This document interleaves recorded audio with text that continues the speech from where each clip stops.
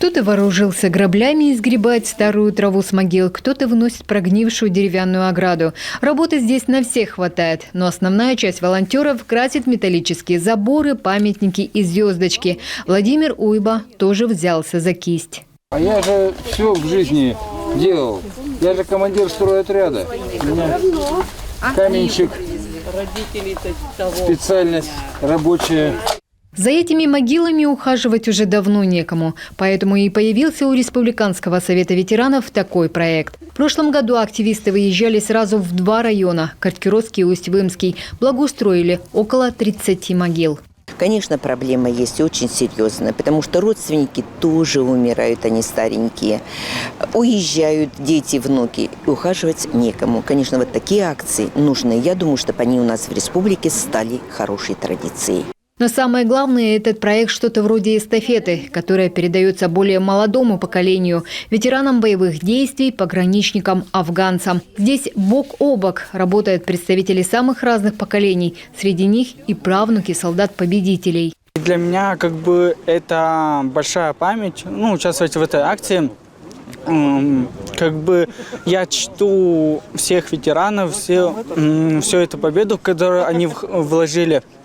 Для меня они герои, и даже мой прадедушка, он тоже воевал в Великую Отечественную войну и вернулся с ранением. Для меня это особая честь участвовать в этом мероприятии.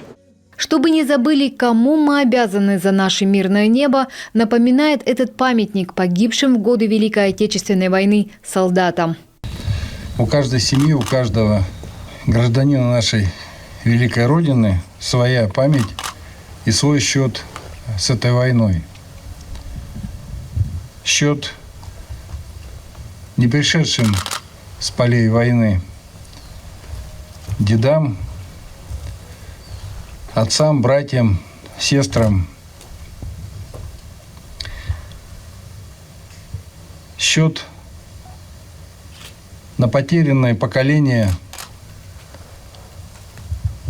счет на боль, утрату наших близких и родных. Но есть свой счет памяти сегодняшних поколений.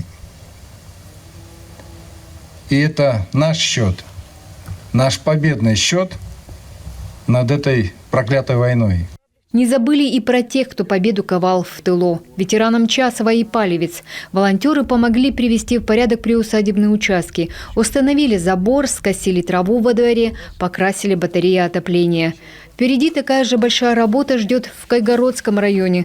Там десант также побывает в конце августа, начале сентября, потому что чужих могил не бывает.